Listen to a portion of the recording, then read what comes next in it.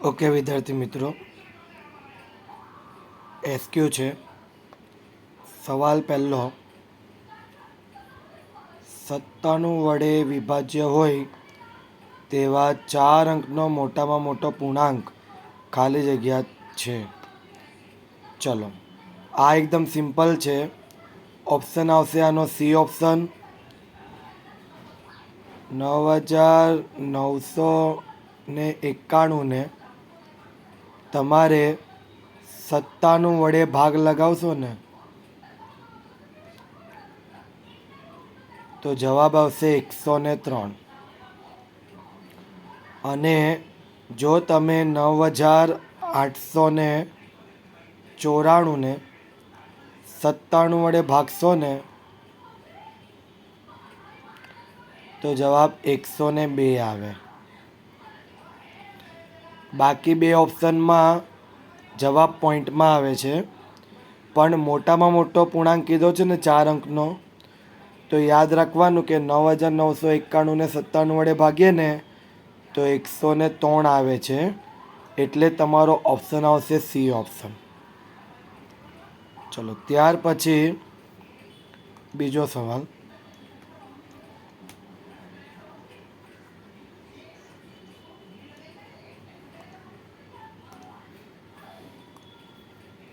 પહેલામાં ઓપ્શન આવશે C.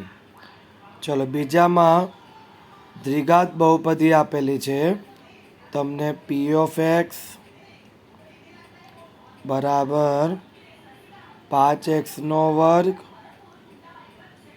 Minus 26x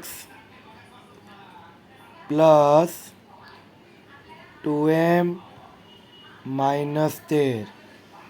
રકમમાં લખ્યું છે શૂન્ય પરસ્પર વ્યસ્ત હોય. જ્યારે શૂન્ય પરસ્પર વ્યસ્ત હોય તો એનું સૂત્ર તમારી પાસે આવે સી બરાબર એ. ચાલો, પહેલાં તો એની વેલ્યુ એટલે કે તમારો 5, બીની વેલ્યુ એટલે કે માઇનસમાં 26 અને સીની વેલ્યુ એટલે કે 2m માઇનસ 13. આ તમારો આખો સી કહેવાય. ચલો, હવે સૂત્ર વાપરી લેવાનું. શૂન્યો પરસ્પર વ્યસ્ત હોય તો સૂત્ર તમારું બની જાય સી બરાબર એ. ચલો, સીની વેલ્યુ 2m માઇનસ 13 અને એની વેલ્યુ 5. માઇનસ 13 જમણી બાજુ પર જાય તો પ્લસ થઈ જાય. 2m બરાબર 5 વત્તા 13. તો 2m બરાબર 13 અને 5 18. તો m બરાબર ગુણાકારનો 2 છેદમાં જાય તો 18/2 9 દુ 18.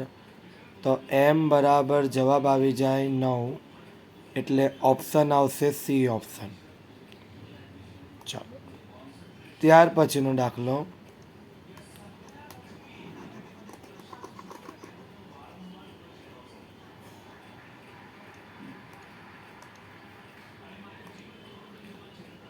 રકમમાં તમને ત્રીજા રકમમાં કીધું છે પી ઓફ એક્સ બરાબર ax²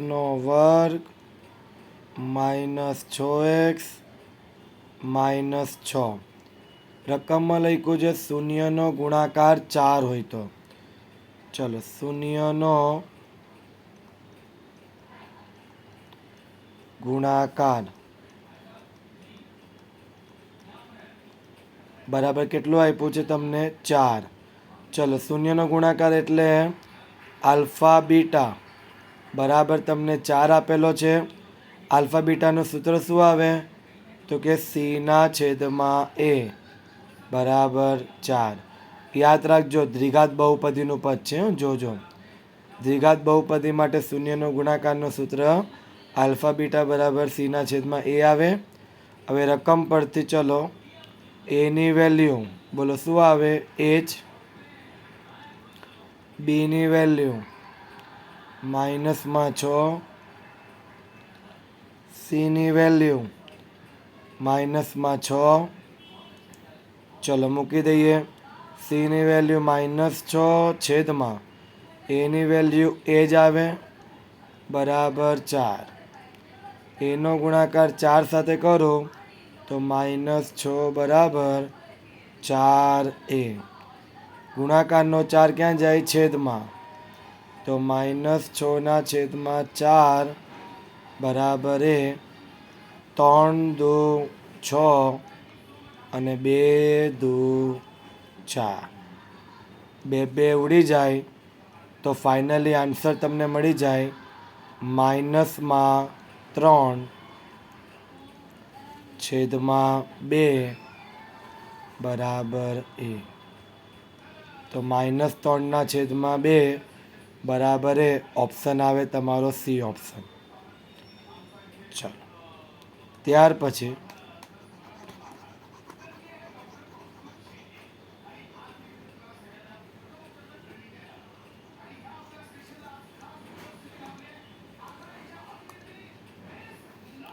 રકમમાં ખાલી જગ્યા પૂર્ણ કરો. નંબર 4 ગુસા આપ્યો છે 10 15 બરાબર 2a + 1 હોય તો એ શોધવા કીધું છે. ચલો ગુસા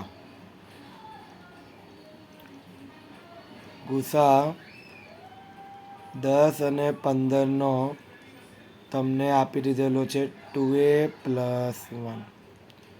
ચલો 10 અને 15નો ગુસા કાઢીએ. 10 એટલે થઈ જાય 2 × 5 = 10 અને 15 એટલે થઈ જાય 3 × 5 = 15. હવે આ જે અવયવ પડ્યા આ અવયવમાં જે સામાન્ય પદ હોય અને નાની ઘાતવાળું પદ હોય તે કોમન નીકળી જાય. તો સામાન્ય અવયવ જોવા જઈએ તો બંનેમાં 5 જ દેખાય તમને અને બંનેની ઘાત પણ સરખી જ છે. એટલે 10 અને 15નો ગુસા 10 અને 15નો ગુસા કેટલો કહેવાય? 5. બરાબર, કેમ કે બંનેની ઘાત પણ સરખી છે અને સામાન્ય અવયવ એ પણ 5 જ નીકળે છે. તો હવે આ ગુસા 5ની કિંમત આપણે અહીંયા મૂકી દઈએ. તો 5 બરાબર 2a + 1 +1 ડાબી બાજુ પર જાય તો -1 થઈ જાય. 5 - 1 સોરી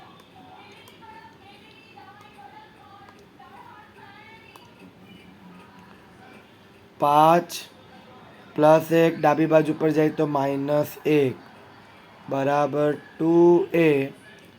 ચલો +1 ડાબી બાજુ પર ગયો -1 થઈ ગયો. 5માંથી 1 જાય તો 4 બરાબર 2a. ગુણાકારનો 2 ક્યાં જાય? છેદમાં. તો 4/2 બરાબર a. બોલો 2 દુ 4. તો એની વેલ્યુ મળી જાય તમને 2. તો એ બરાબર 2 મળ્યો. તો ઓપ્શન આવશે વચ્ચે. બરાબર, ખાલી જગ્યામાં તમને ઓપ્શન આપ્યો છે એમાં વચ્ચેવાળું પદ તમારો જવાબ બને 2. ચલો ત્યાર પછીનો જવાબ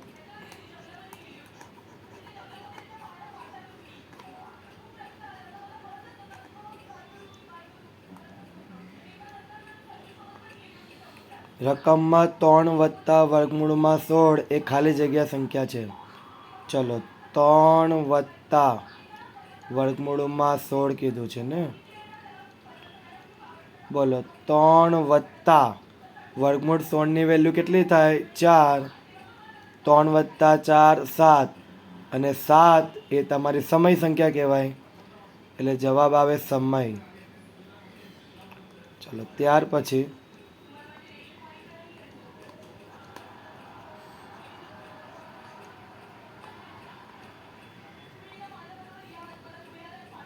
જો બહુપદી p(x) બરાબર x3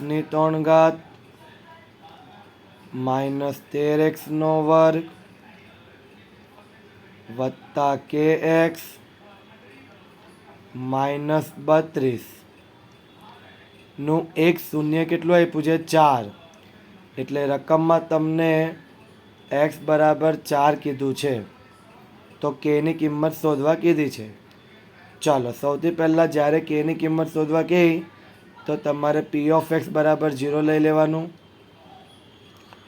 હવે જ્યાં પણ તમને x દેખાય છે ત્યાં 4 મૂકી દો, તો 4^3 માઇનસ 13 કૌંસમાં 4^2 વત્તા કે એક્સની વેલ્યુ 4 માઇનસમાં 32, 0 બરાબર 4^3 ચોખ્ખું ચોખ્ખું 16 ને 16 ચોક 64 માઇનસ 13 કૌંસમાં 4^2 16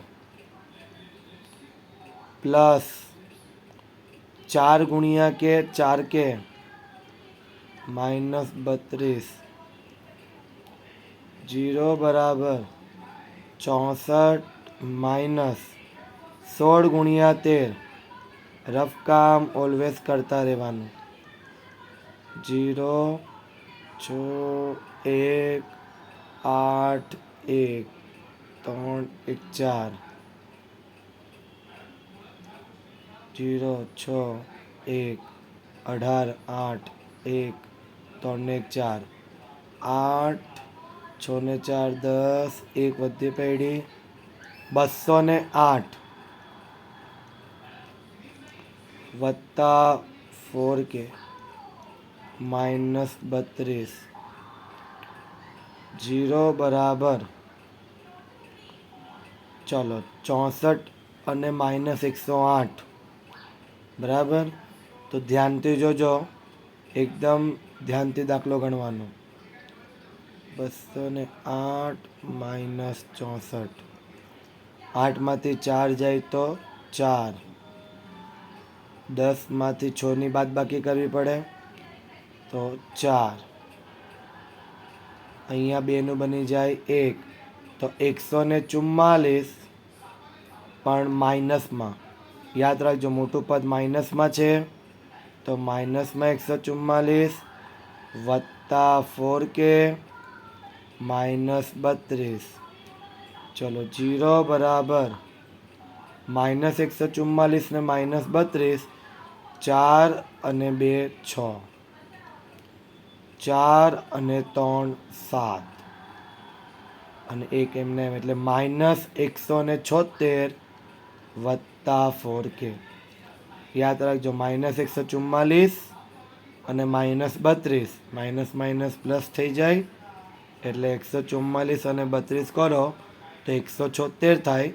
મોટા પદનું ચિહ્ન માઇનસમાં મૂકી દેવાનું.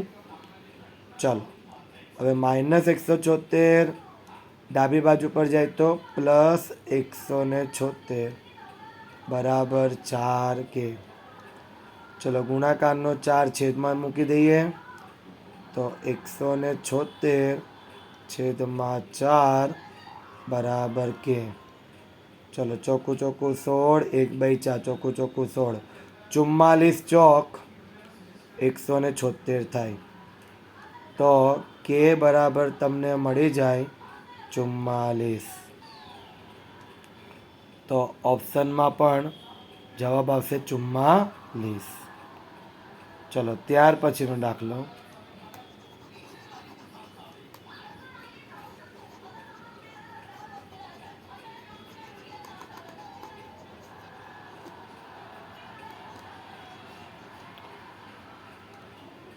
ચાલો 17 અને 23નો ગુસા. 17 અને 23 બંને અવિભાજ્ય સંખ્યા છે અને અવિભાજ્ય સંખ્યાઓનો ગુસા એક જ આવે. વિધાન સાચું છે. ચલો ત્યાર પછીની રકમ મોસ્ટ ટાઈમપી રકમ કહી શકાય, પરીક્ષામાં વધારે પૂછાય તેવી. તો x^3 માઇનસ એક્સના શૂન્યની સંખ્યા 3 છે એવું કીધું છે. ચલો સાદુરૂપ આપીએ. સૌથી પહેલાં જે પણ પદ છે એને p ઓફ એક્સના ફોર્મમાં લખી દેવાનું, કારણ કે બહુપદીનું સ્વરૂપ p ઓફ એક્સના સ્વરૂપમાં આવે. ચલો હવે પી ઓફ એક્સની વેલ્યુ 0 લઈ લઈએ. બરાબર.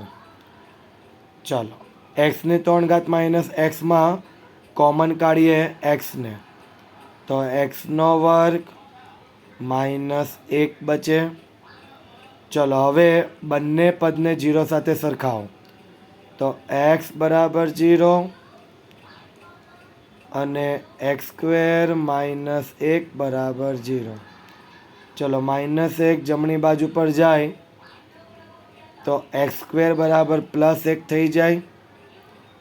હવે વર્ગ સામે જઈને શું બની જાય? વર્ગમૂળ. તો એક્સ બરાબર વર્ગમૂળમાં 1 થઈ જાય. અને તમને ખબર જ છે કે વર્ગમૂળમાંથી જ્યારે કોઈ સંખ્યા બહાર નીકળે તો એ પ્લસ અને માઇનસ સ્વરૂપમાં નીકળે. તો વર્ગમૂળ 1ની વેલ્યુ થઈ જાય ±1. તો માટે એક્સ બરાબર +1 અને એક્સ બરાબર -1. ચલો હવે શૂન્ય ગણી લો. પહેલો શૂન્ય, બીજો શૂન્ય અને એક્સ બરાબર 0 ત્રીજો શૂન્ય. તો 3 શૂન્ય મળે છે, 1, 2 અને 3. તો બીજો ઓપ્શન પણ તમારો સાચો કહેવાય. એટલે 7મું 8મું બંને સાચો. અહીંયા જવાબ આવેલો 44, અહીંયા સમય આવેલો, અહીંયા 2 આવેલો, અહીંયા -3/2, પછી 9 અને 9,991. ચલો 9,991. આ રીતના તમારા બધાના જવાબ બને.